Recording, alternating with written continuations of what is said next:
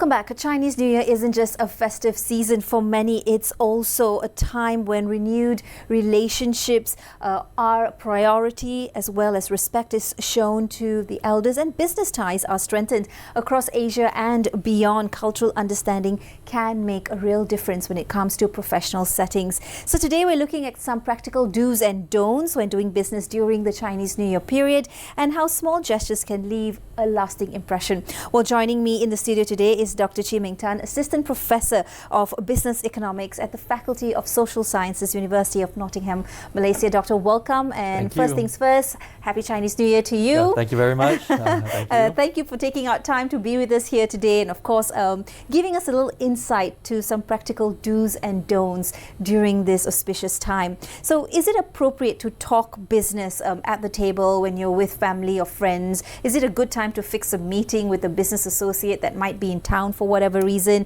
Or should the focus always only be on relationships and, you know, prosperity and the plans for the future? There's definitely nothing wrong with fixing business meetings as long as you're not really talking about business. So you can actually talk about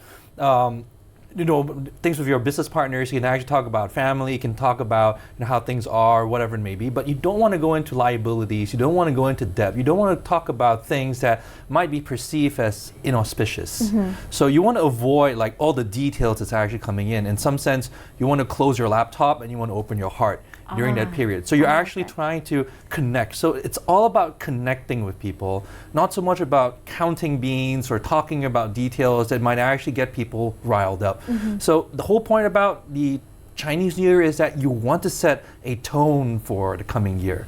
And the first day itself is very important for that. Whatever you say, whatever you do, the thoughts would be a preamble to what would actually come in the near future. And what a nice way for that practice also to be adopted by the rest of us, because it is a great way and a good reminder that we can reset and restart the year on an auspicious and positive note. Right. How important is it that greetings and symbolic phrases are used when meeting with Chinese family members or even partners during this time of the year?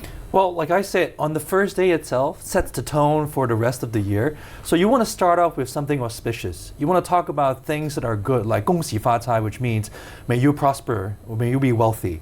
Or when you have business partners, you may say 生意兴隆, which means may your business prosper. Or very often, like what I just heard in the makeup studio upstairs, was 马到成功, which means success upon the arrival of the horse. Oh, lovely. So the horse is a very fast animal, and this year is the fire horse, so that makes the horse even doubly faster. So hopefully what that means is success will come, and it will come a lot faster than it usually does. So all these things set the tone for the future, and it's really, really important to take a look at. Just weighing in on the fire horse or the double fire horse, what can we expect overall? I know you're not an astrologer or astronomer of sorts, but just with your, experience with this, what's the feel or the vibe for the Year of the Horse this year? I mean, I can share a little bit about that. I feel that I'm a relatively fast-paced person, but going into the Year of the Horse, even before happening, I already feel like there's an urge to even move more, to sort of change things around, to set a different environment,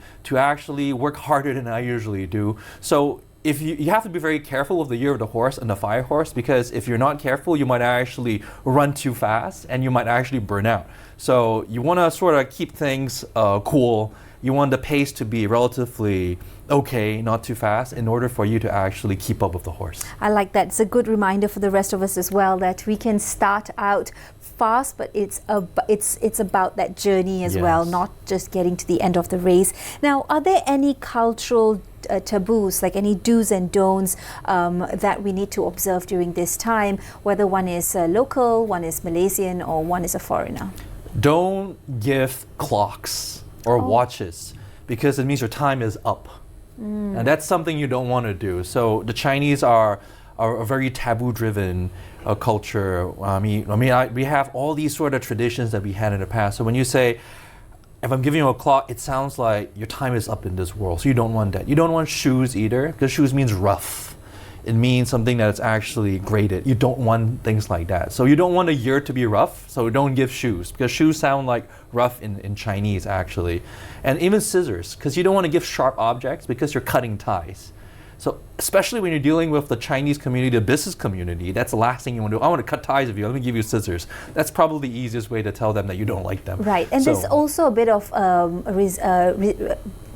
some are reserved around the color black during this time. Even though black can be fashionable, but during this auspicious period, it is not quite welcomed. Typically, it's not, because white and black are associated with funerary rites. If you're talking about the new year, you want to avoid these sort of things. That is the cultural taboo surrounding most people. So obviously, we need to be careful with the stuff we're actually wearing for Chinese New Year.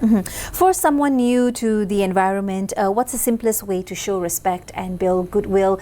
For most of us, I think we understand the do's and don'ts and some of the customs surrounding Chinese New Year. You mentioned, not giving clocks. That's something we've grown up with. I didn't know it was particularly to the Chinese. I thought it was something we all practice, but good to know today. So what's the simplest way for one to show that amount of respect and to build goodwill during this time? Chinese are a people that places a lot of importance on filial piety. So your seniors, people who are more elderly than you, have precedence over you. So when you're talking to people, when you're giving tea, when you're giving gifts, and even ang pao, for instance, you don't want to give that to people who are junior first. You want to start with the senior people, and you want to use both hands when you do that as a sign of respect. So these are some of the little taboos that a foreigner or a newcomer to the environment should actually observe. It's like you pour tea, you give food to the most elderly, and you go down the hierarchy. And then when you're doing it as a sign of respect, it's always both hands.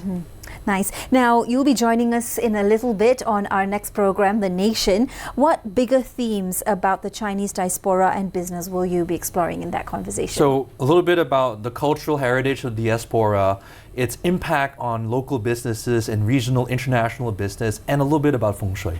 Very nice. See, you do have some knowledge around some of the bit. zodiac signs. I'll catch you after the show. But thank you so much, Doctor, for coming in today. Of course, despite being a celebration and one that, of course, you spend with family as well. Right. Well, we're taking a quick breather at this point. There'll be more coming up just right after this break, right here on Bernama World. Stay tuned.